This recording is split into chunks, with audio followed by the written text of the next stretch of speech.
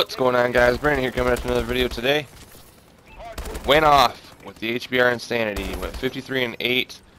Had 6 captures. Had a lot of fun this match. I couldn't believe how bad I was destroying these kids.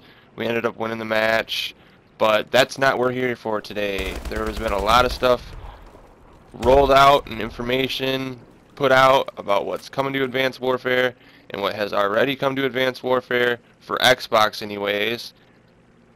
Updates should not come out for Xbox first.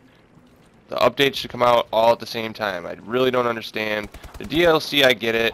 They have a partnership with Microsoft, but the updates, it's like, come on, it's an update.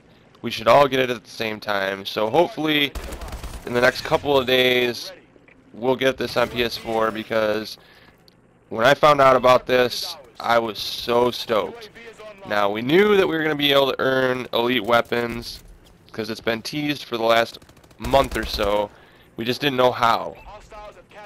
Well, now we do.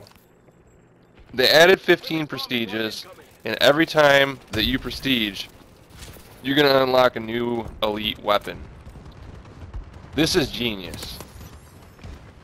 Sledgehammer really knows what they're doing. I'm so glad that they're part of the cycle of making Call of Duty now, because in all honesty, I think from now on, Treyarch and Sledgehammer are going to be the two companies that make my favorite Call of Duties.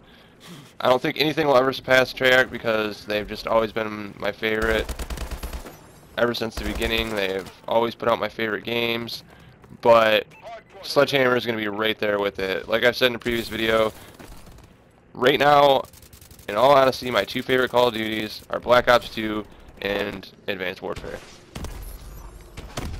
Now, with these 15 prestiges, we're going to get an elite weapon, as I said. I'm kind of disappointed on a few of them, just because they're not that good at all. And there's a few elites that I was surprised that weren't on the list. And one of them being the Insanity, which I already have, so for me it's not a big deal. But I know a lot of people that really want this gun and still don't have it, so they would have been really stoked if that would have been one of the weapons on the list. The other one was the AK-12 RIP. I really was surprised that that one wasn't on there either. But I'm not informing you guys about this. I'm sure you already heard about it. All I'm doing is I just want to touch on how I feel about it. And like I said, I think it was genius. It's going to put so much more life into this game. People are going to want to play it a lot longer. It's not going to get old. They're keeping it fresh. And I think that's awesome. The next thing that they did that hasn't come out yet for either platform is we just found out the other day that we're going to be able to buy supply drops.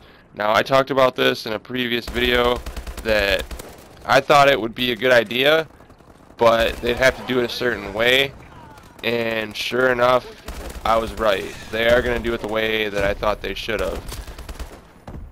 When you buy these supply drops, they're not like normal supply drops. You're not just going to get random garbage in 1 to 2 to 3 items. You're going to get 3 items no matter what, one of which is going to be a professional item or better.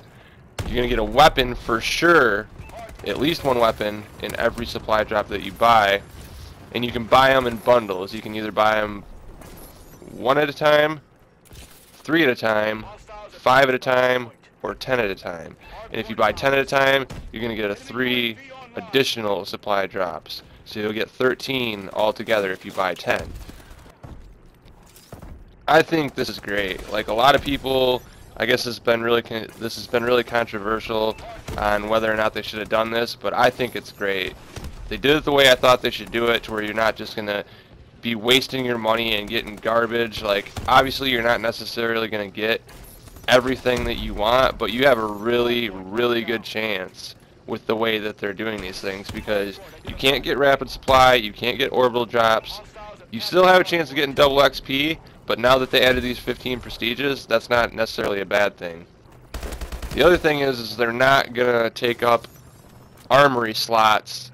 They're gonna have their own separate slots. So you can still grind out and get your normal supply drops and not have to worry about overloading your armory by buying these things.